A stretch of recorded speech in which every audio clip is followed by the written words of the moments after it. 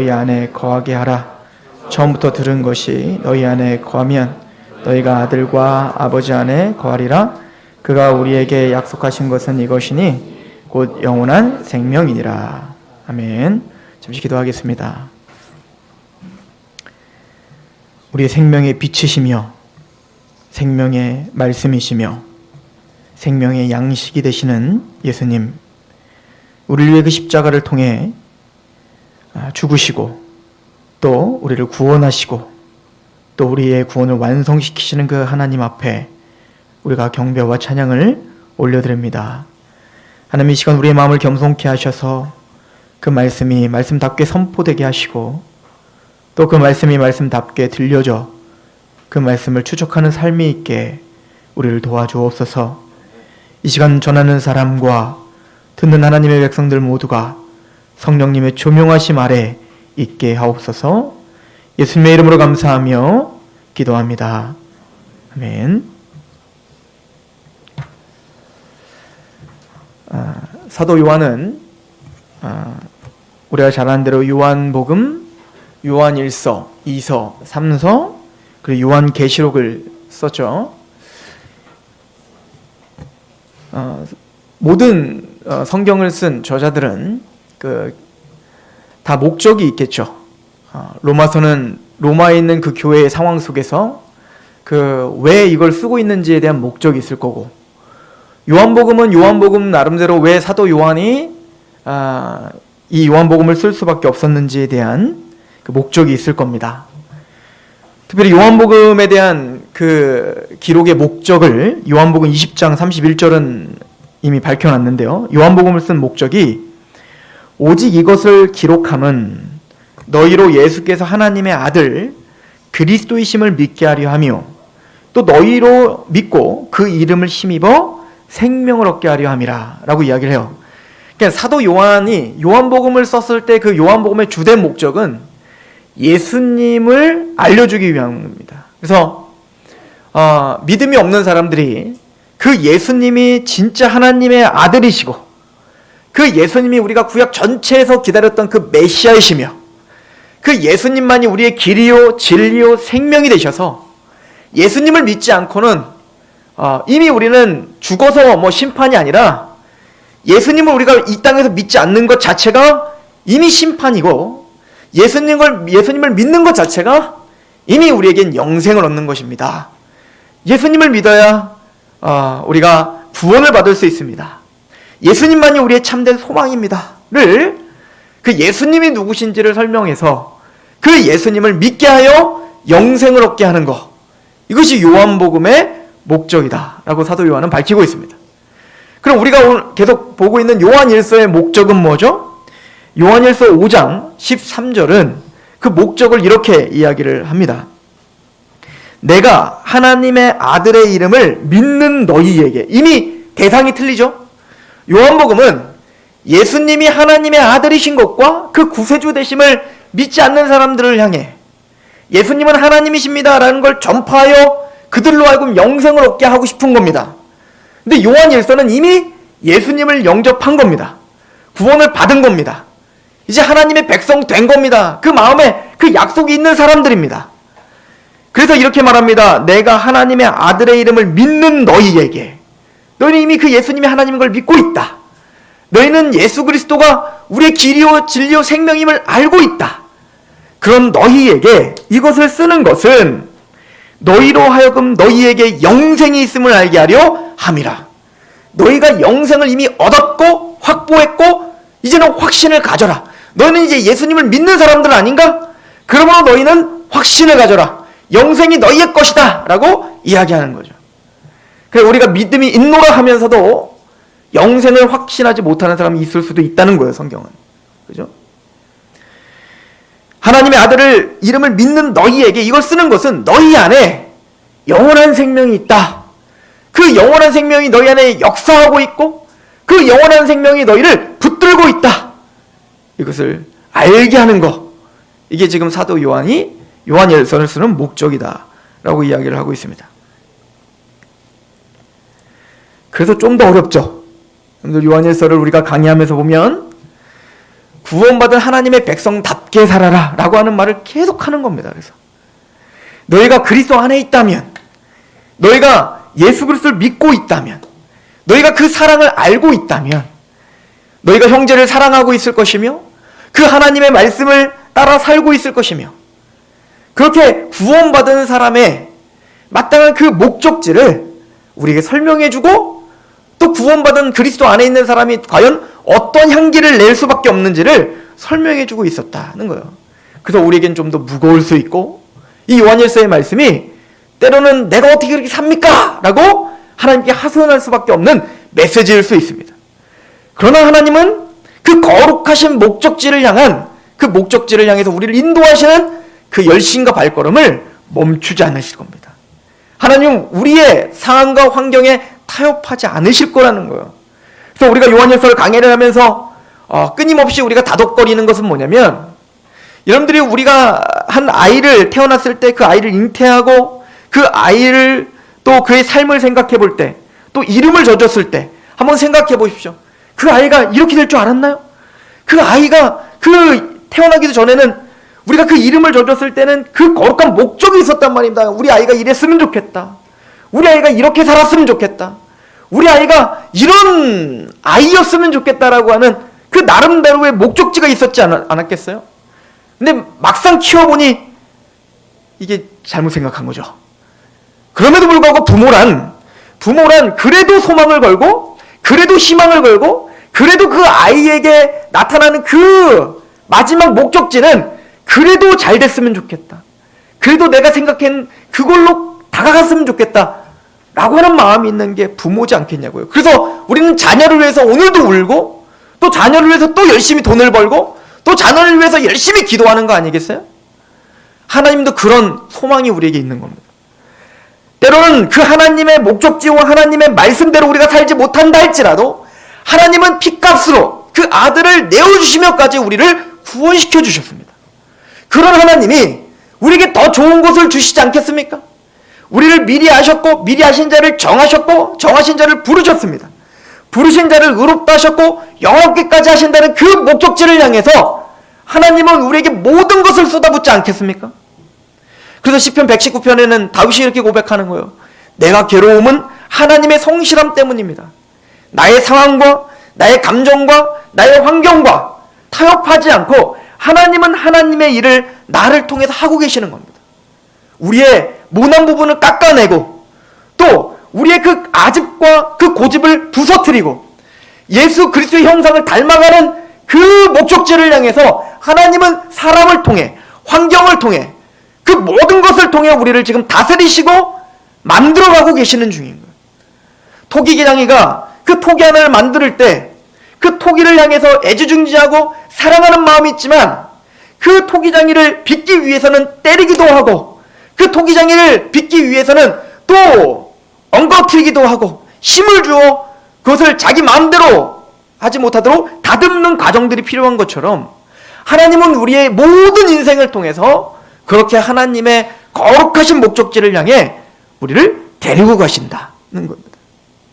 우리가 정말 구원을 받고 하나님의 그 마음을 안다면, 그 요한일서의 마음, 하나님이 왜 그토록 나는 그렇게 못 산다니까요? 아니야, 넌 살 수 있어. 하나님, 나는 그거 못한다니까 나는 그냥 포기하랍니다. 아니야, 포기하지 마. 내가 너와 함께 할게. 내가 너를 이긴 자로 너를 만들어주고야 말게. 라고 하나님이 우리를 끊임없이 다독거리는 그 마음이 이해가 될 줄로 믿습니다. 그런 마음으로 요한일서는 기록된 것입니다. 그리고 말을 하죠. 영생이 있음을 알게 하려 합니다. 여러분들, 영생이 뭘까요? 여러분들, 궁극적으로 모든 종교, 또 기독교도 목적은 영생 아니에요?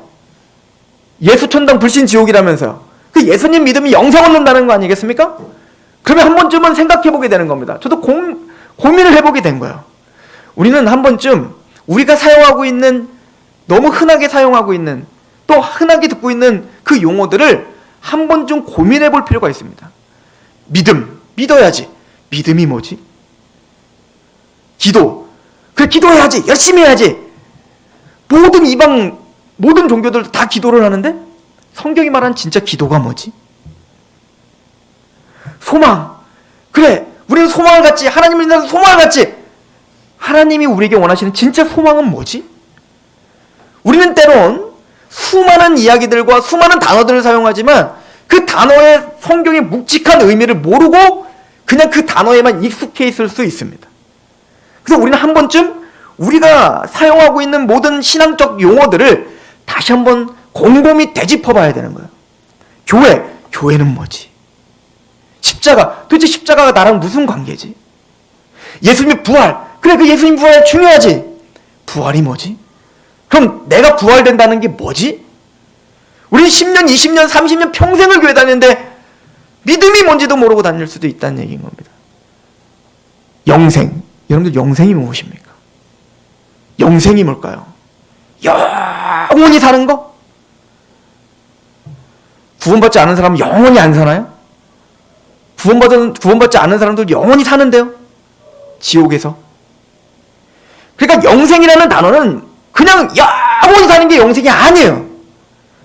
그럼 성경에서 말하는 영생이란 뭔가? 또한 영생이라고 할 때 성경은 죽어서 천국만 영생이라고 말하지 않아요. 물론 죽어서 천국도 영생이죠. 그러나 그 죽어서 천국이라는 건 영생의 한 부분이에요. 오늘 이미 우리가 영생을 산다라고 성경은 가르칩니다.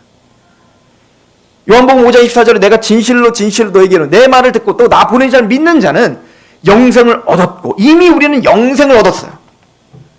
아, 죽어서 천국 간다는 확보? 아니요. 성경은 그런 의미보다 더 깊어요. 우리가 영생을 산다는 겁니다. 지금 죽어서 천국이 영생이 아니라 이미 예수님을 영접하면 우리가 이미 영생을 산다는 겁니다. 그래서 우리는 고민해 봐야 되는 거예요. 영생이 뭐지? 도대체 우리가 말하는 영생, 맞아. 우리가 예수님 믿어 영생 얻으려고 이곳에 왔는데 도대체 영생이 뭘까? 근데 사도 요한은 그가 우리에게 약속한 약속이 이것이니 영원한 생명이니라. 그러니까 사도 요한에게 있어서 구약부터 신약까지 하나님이 주신 모든 약속들이 있는데 그 약속을 한마디로 딱 요약하면 영생이라는 거예요. 그 영원한 생명은 너무 중요한 거거든요. 도대체 그럼 그 영원한 생명이 무엇일까? 오늘 그 말씀을 같이 나누려고 하는 것입니다. 구약 성경에는 영생을 어떻게 알고 있었을까요? 이게 사실은 참 어려운 문제인 거예요. 구약 성경에 있는 그 아브라함이랄지 모세랄지 또 다니엘이랄지 이런 사람들은 영생을 어떻게 알고 있었을까? 그래서 그 영생에 관련된 그들의 소망이 무엇이었는지를 우리 잠깐 다니엘서를 통해서 한번 봤으면 좋겠는데요. 우리 다니엘서를 한번 가보시겠습니다. 다니엘서 7장을 한번 보시면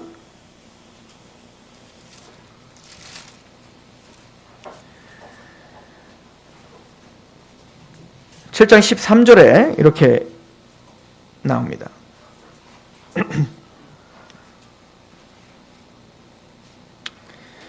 내가 또 밤 환상 중에 보니 인자 같은 이가 하늘 구름을 타고 와서 옛적부터 항상 계신 이에게 나아가 그 앞으로 인도되매 그에게 권세와 영광과 나라를 주고 모든 백성과 나라들과 다른 언어를 말하는 모든 자들이 그를 섬기게 하였으니 그의 권세는 소멸하지 아니하는 영원한 권세요 그의 나라는 멸망하지 아니할 것이니라.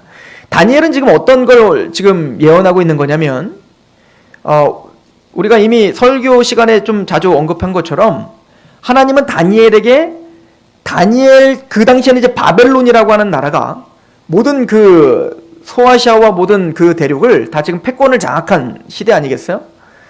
근데 그 당시에 그 바벨론의 왕은 느부갓네살 왕이었는데, 그 강력한 왕이었는데, 하나님은 그 바벨론이라고 하는 그 강력한 나라도 무너지게 될 거다라고 예언을 하시는 겁니다. 그래서 그 바벨론이 무너지고 페르시아라고 하는 나라, 고레스라고 하는 사람을 통해서 페르시아가 세워질 거고, 또 그 페르시아가 무너지고 그 다음에 헬라, 알렉산더라고 하는 그 왕을 통한 헬라 제국이 세워질 것이고, 그 헬라 제국이 무너지고 로마라고 하는 나라가 세워질 것에 대한 예언을 했다. 그러니까 우리는 다 알죠. 역사가 진행되니까. 그런데 그때는 사실은 이런 역사가 진행되지 않았던 모든 역사를 다니엘에게 예언을 주셨고 그 예언이 딱 떨어맞은 거예요. 역사가. 그런데 마지막에 그 모든 나라들은 세상을 제패하고 하나님인 것처럼 모든 것이 나의 손에 좌지우지 되는 것처럼 그렇게 착각하고 있는 모든 왕들에게 경고의 메시지를 주는데, 그 모든 세상의 역사, 그 무궁한 또 영광스러운 모든 역사들, 그 역사들은 모두가 다 끝난다는 겁니다. 모든 역사 끝에는 하나님의 나라가 세워질 거다. 이거를 선포했다고요. 그래서 그 나라는 인자 같은 이, 즉 예수 그리스도에 대한 예언이죠. 예수님이 오셔서 그 예수님이 다스리시는 나라가 세워질 것이다. 그 나라는 지금 바벨론, 페르시아, 헬라, 로마, 또 지금 뭐 대한민국까지 와서 그 모든 나라들은 다 세워지고 없어지고 세워지고 없어지는 과정들을 겪죠. 그러나 하나님의 나라, 그 인자의 나라는 영원할 것이다. 그 나라는 갈리지 않을 것이고 그 나라는 영원토록 그 나라가 무궁하게 그 나라가 전 우주를 다스리게 될 것이다. 이게 다니엘에게 주셨던 예언이었습니다. 그리고 다니엘과 구약시대 사람들은 그것을 영생이라고 믿었다고요.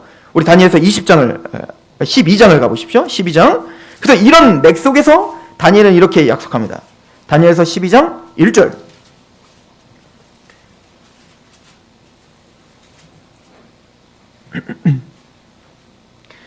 그때에 내 민족을 호위하는 큰 군주 미가엘이 일어날 것이요 또 환란이 있으리니 이는 개국 이래로 그때까지 없었던 환란일 것이며 그때 내 백성 중에 책에 기록된 모든 자가 구원을 받을 것이다. 그러니까 모든 역사가 다 끝나고 그 역사가 다 끝나고 하나님의 나라가 세워질 것인데 그때까지 하나님을 대적했던 모든 사람들은 다 심판을 받게 될 것이고 또 하나님을 믿었던 하나님의 백성들, 특별히 여기 뭐예요? 책에 기록된 자들, 하나님의 책이 있다는 거예요. 그 책에 이름이 기록된 자들만은 살아남는다 라고 말하는 거죠. 그리고 2절은 이렇게 말해요. 같이 읽어봅시다. 시작. 땅의 티끌 가운데서 자는 자 중에서 많은 사람이 깨어나 영생을 받는 자도 있겠고 수치를 당하여 영원히 부끄러움을 당할 자도 있을 것이며 지혜 있는 자는 궁창의 빛과 같이 빛날 것이요 많은 사람을 옳은 대로 돌아오게 한 자는 별과 같이 영원토록 빛나리라.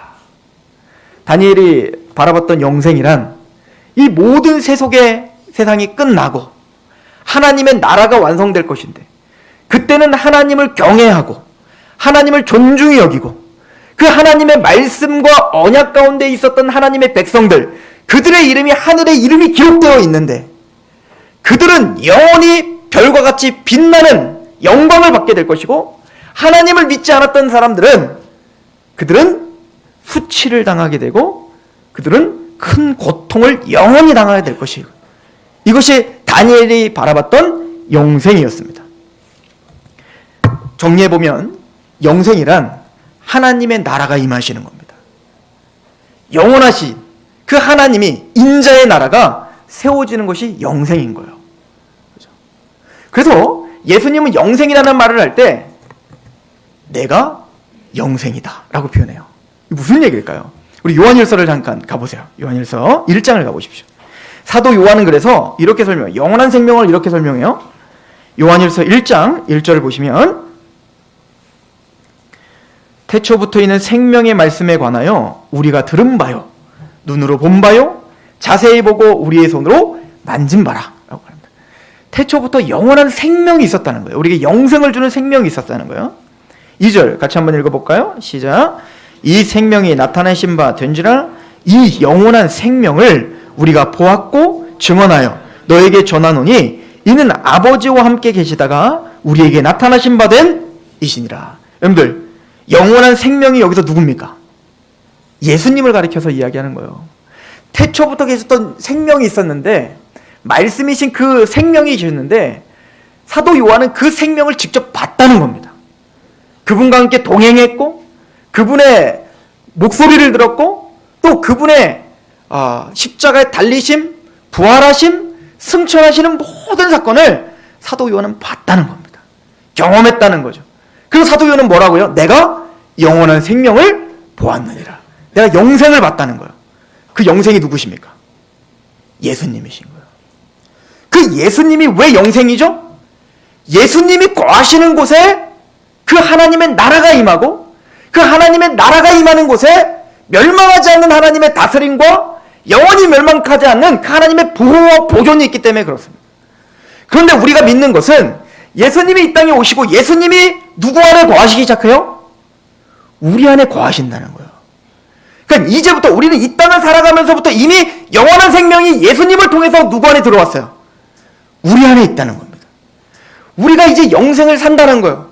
우리가 죽어서 영원한 생명을 가는 게 아니라 이 땅에 호흡하면서 이미 우리는 영원한 생명을 누리며 사는 것입니다. 즉, 그 영원한 생명이신 예수님이 우리 안에 거하시는 겁니다.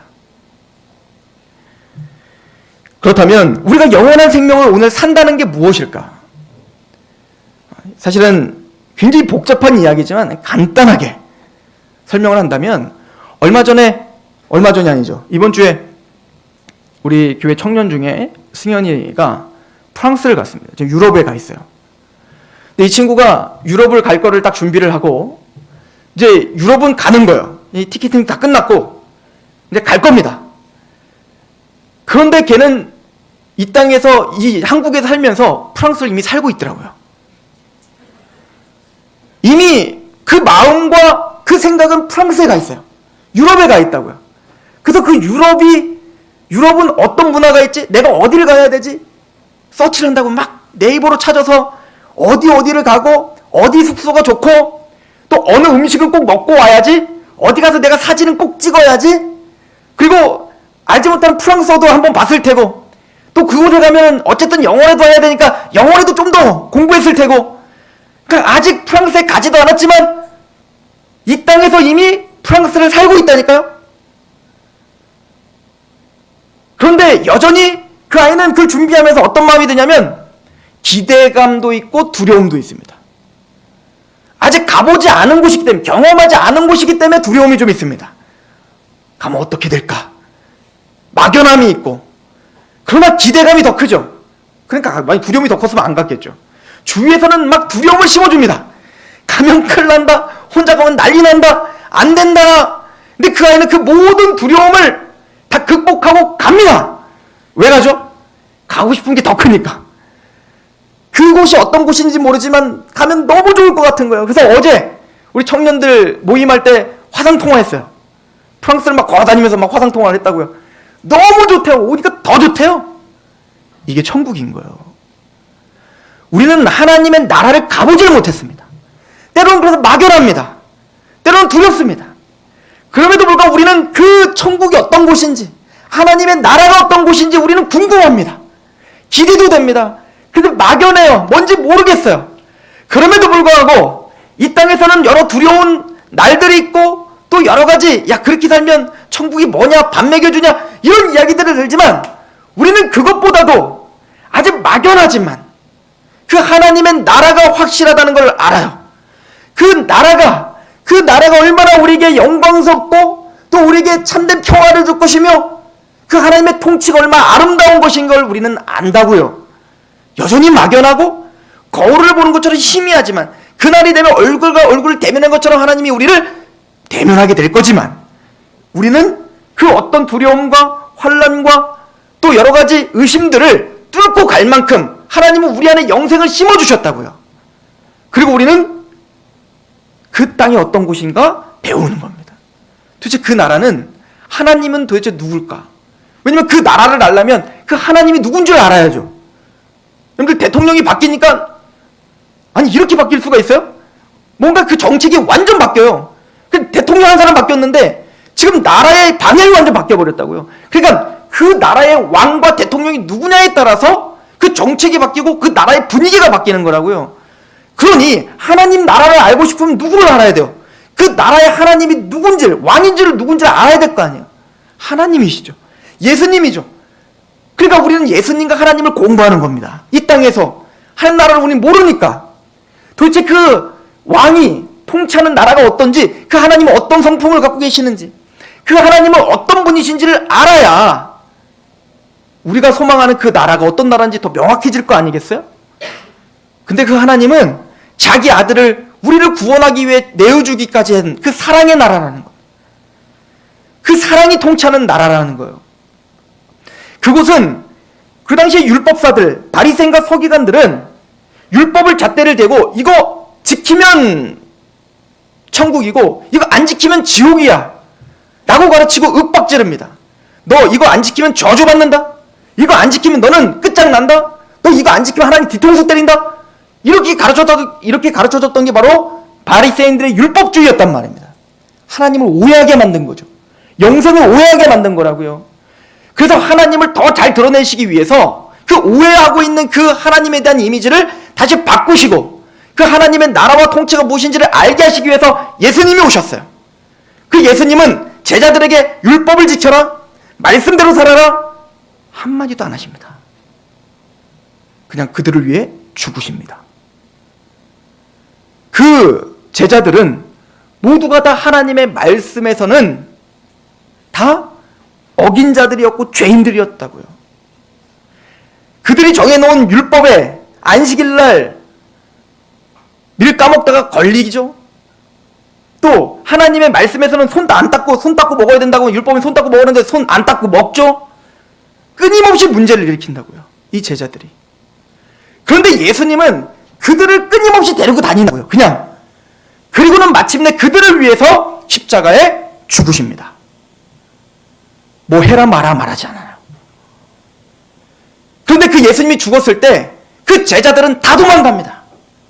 자신을 위해서 살았던 그 예수님인데, 근데 그 자신을 위해서 죽으신 십자가인데 그 십자가가 나에게 유익이 되지 않기 때문에 그 십자가를 믿는 것이 나에게 핸디캡이 되고, 또 십자가를 믿는 것이 지금 당장 내가 갖고 있는 모든 권한과 내가 갖고 있는 재미를 다 뺏어가기 때문에 그들은 예수님을 부인하고 도망갔다고요. 베드로조차.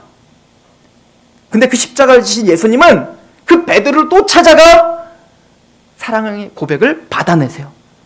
그리고 회복시키십니다. 그리고 네가 내 교회를 세우겠다고 말합니다. 내 양을 치고 내 양을 먹이라고 이야기를 합니다. 베드로는 하나님을 배우고 있는 겁니다. 하나님이 무한하신 사랑과 그 은혜가 무엇인지.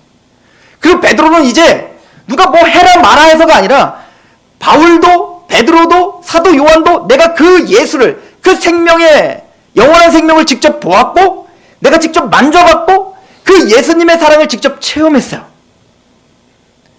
그래서 그 사랑에 강권하여 그들도 예수님을 따라서 삽니다. 내가 계명을 지켜야지, 말씀대로 살아야지, 안 그럼 내가 큰일 나지가 아니라 그냥 그 사랑에 감격해서 그 사랑에 너무 고마워서 나는 무익한 종입니다 하며 그렇게 주님을 따르는 삶을 삽니다. 누가 시키지 않아도 예배하죠. 누가 시키지 않아도 내 우선순위를 하나님께 드리려고 하죠. 그걸 통해서 배웁니다. 하나님의 나라가 무엇인가? 하나님의 나라는 그 사랑이 다스리는 나라구나.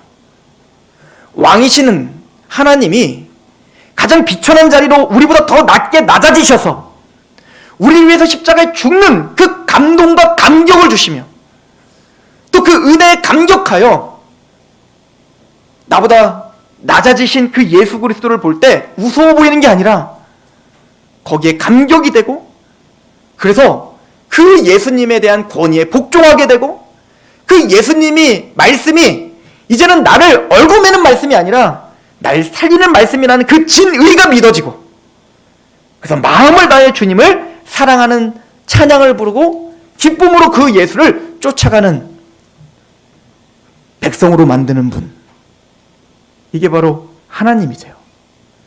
사랑이 다스리는 나라가 하나님의 나라입니다. 그래서 우리는 오늘도 영생을 누리며 삽니다. 왜냐하면 그 십자가의 은혜를 체험했기 때문에. 하나님, 나는 하나님 말씀대로 살지 못했습니다. 하나님, 난 또 반복적인 죄에 또 넘어졌네요. 하나님, 나는 그 가늠하다 잡혀온 여인이 돌에 맞아 죽어야 되는 것처럼 하나님의 율법대로 한다면 난 여전히 100번, 1000번 그렇게 돌에 맞아 죽어야지 마땅한 사람이네요. 나도 너를 정죄치 않는데 누가 너를 정죄하겠니? 우린 그 사랑이 있어 오늘도 하나님을 찬양합니다. 그게 하나님의 나라라는 걸 알게 됐어요. 그래서 그 사랑에 겨워 우리는 그 하나님의 통치를 따라합니다. 물론 저는 정치적으로 문재인 대통령이 맞다 틀리다를 떠나서 우선 태도는 모두가 다 존경했을 거예요. 그죠? 모든 국민들이 감동을 했을 겁니다. 물론 그것도 안 좋게 보는 사람 안 좋게 보겠지만 저는 그래도 감동했어요. 어떤 분들은 문재인의 그 행동 하나하나가 그냥 울컥울컥한다 뭐 이런 얘기도 한 적이 있습니다. 근데 저는 문재인 대통령이 왜 그런 길을 걸을까? 그렇게 앞에서 걸었던 대통령이 있었거든요. 자신이 모셨던 대통령이 그렇게 했거든요. 그걸 계승하는 겁니다. 마찬가지로 우리는 하나님, 우리가 정말 사랑하는 하나님이 걸었던 그 길을 걷고 싶은 마음이 있는 겁니다. 내 본성은 아닐지라도 그 하나님의 사랑이 나를 감고냈기 때문에 또 그 하나님이 얼마나 좋은 분인 걸 알기 때문에 또 그 좋으신 분이 우리에게 강조하고 있는 그 십자가의 길이 얼마나 복된 길인지 알기 때문에 우리는 또 그 길을 따라서 살고 싶은 거예요. 모방하고 싶은 겁니다. 우리는 누군가 좋으면 그 좋은 사람의 길을 가고 싶잖아요. 그렇죠? 그런 것처럼 우리 안에 하나님은 나를 따라 이렇게 말하지 않더라도 나는 널 사랑한다 한마디로 그냥 하나님을 따라 살 수 있는 이미 하나님의 통치는 우리 마음 안에 시작된 겁니다. 그 영원한 나라, 하나님의 나라가 이미 우리에게 시작됐다는 얘기인 거예요. 제가 성경 공부를 이제 군대에서 있을 때부터 그냥 미친 듯이 했었던 것 같아요. 군대에서는 뭐 잡히기만 하면 무조건 막 복음을 알려주고 십자가 알려주고 넌 영생을 얻어야 된다고 하고 그럼 제대하고선 더 했어요. 나중에는 제가 얼마나 심한지 저희 어머니가 저한테 이런 말까지 했어요. 교만 떨지 마. 너보다 훨씬 훌륭한 목사님들 많고 뭘 지금 뭐 신학도 지금 시작한 놈이 그냥 뭘 한다고 자꾸 그냥 뭘 가르치려고 한다고. 그러거나 말거나 새벽 예배 갔다 오면 아버지 앉혀놓고 막 영생을 받아야 된다고 하고 그렇게 열심히 전파하다가 저 안에 이런 궁금증이 생겼어요. 영생이 뭐지? 내가 뭐 때문에 이렇게 복음을 전하려고 하지? 그래서 제가 그때 성경 공부를 하고 있었던 한 친구에게 물어봤어요. 야, 영생이 뭘까? 너는 왜 천국 가려고 하니? 너는 왜 그렇게 영생을 받으려고 하는 거니? 근데 그 친구는 지옥 가기가 싫어서 영생을 받아야 된다요. 맞는 얘기죠. 사실은 하나님이 좋은 아이템을 주신 거예요.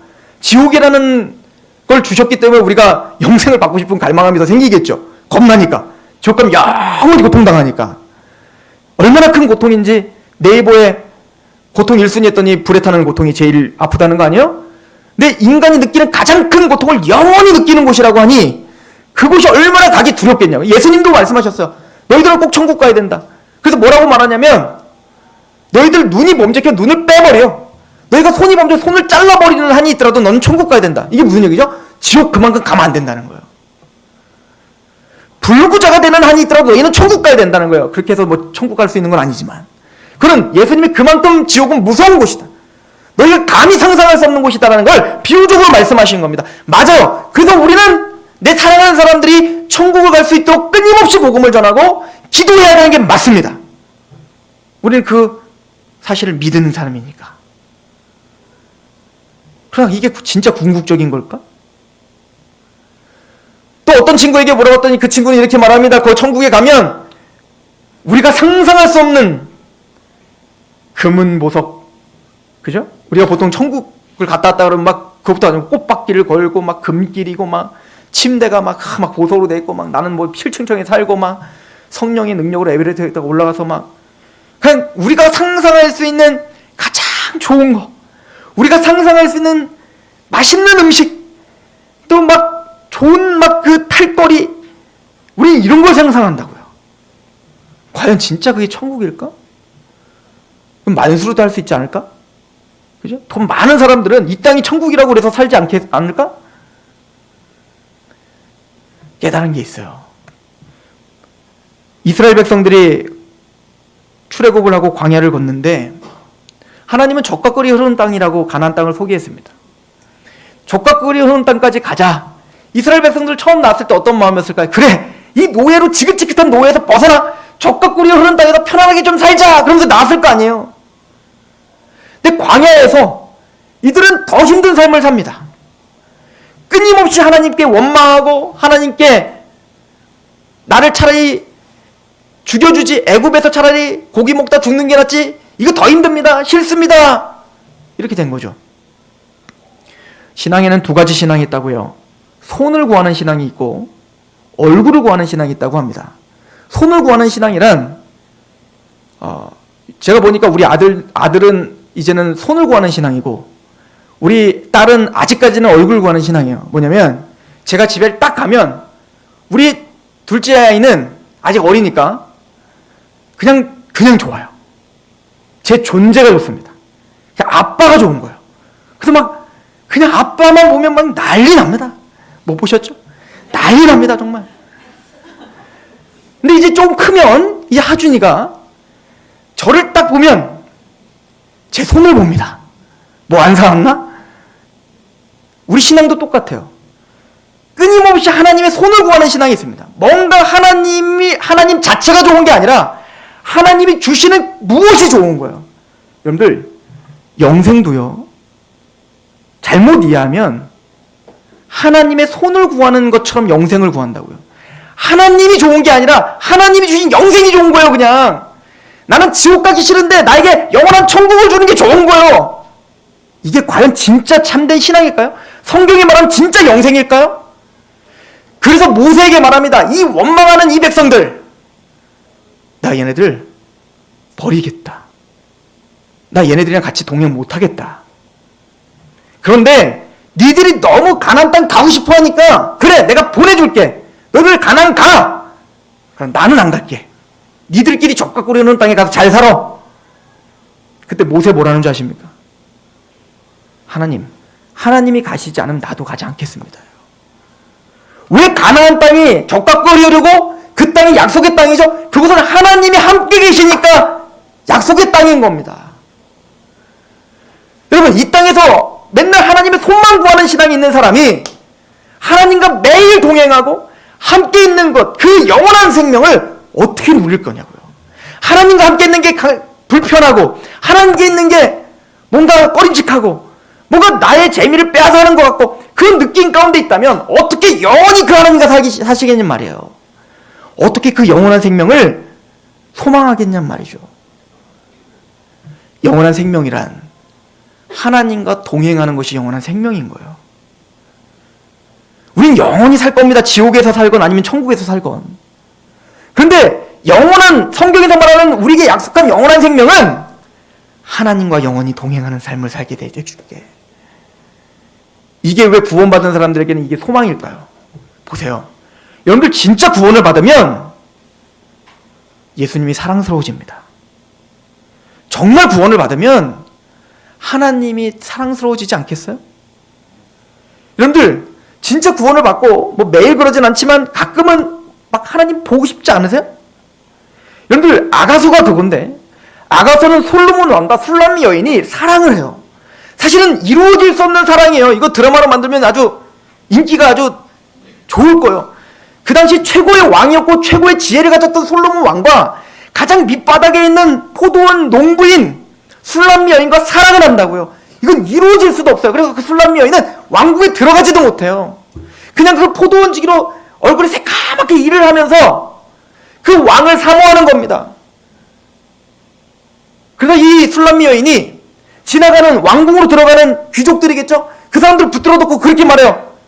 제발 내 사랑에게 내가 당신을 기다리고 있노라고. 내가 지금 병에 걸렸다고 좀 이야기해줘. 상사병에 걸린 거예요.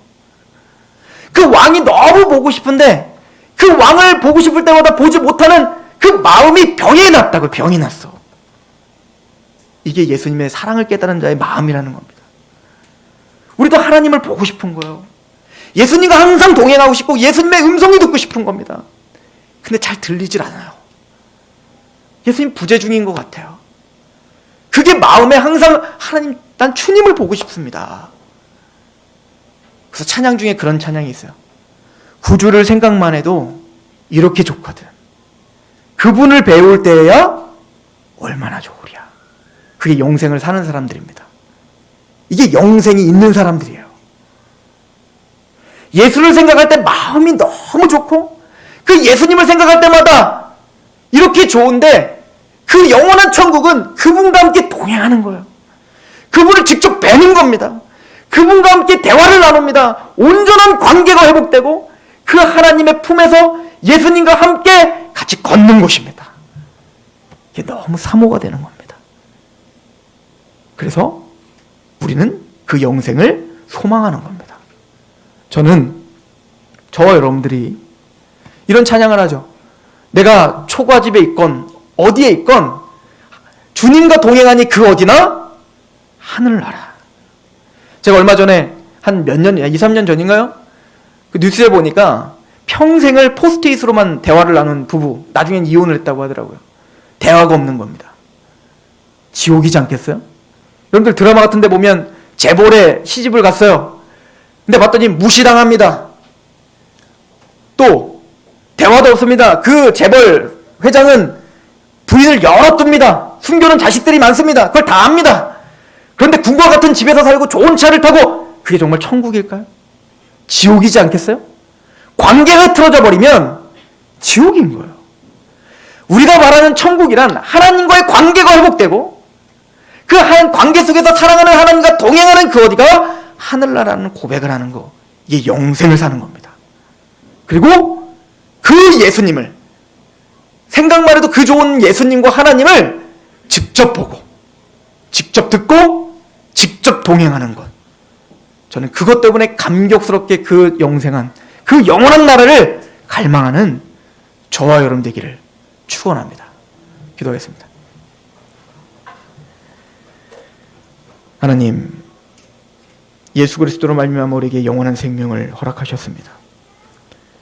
이미 우리는 영원한 생명을 얻었고 심판에 이르지 않고 사망에서 생명으로 옮겨졌다라고 선포하고 계십니다. 하나님, 우리가 영생을 사는 사람답게 그 하나님의 통치, 그 사랑의 통치에 감격하는 사람답게 그렇게 하나님의 나라를 이루는 사람이 되게 하시옵소서.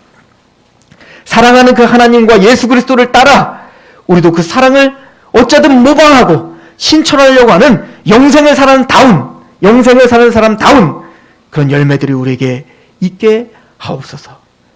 또 구주를 이렇게 생각만 해도 좋은데 그분을 배울 때 얼마나 기쁘고 얼마나 영광스럽고 우리의 모든 고통과 우리의 모든 눈물이 한순간 씻겨지겠는가.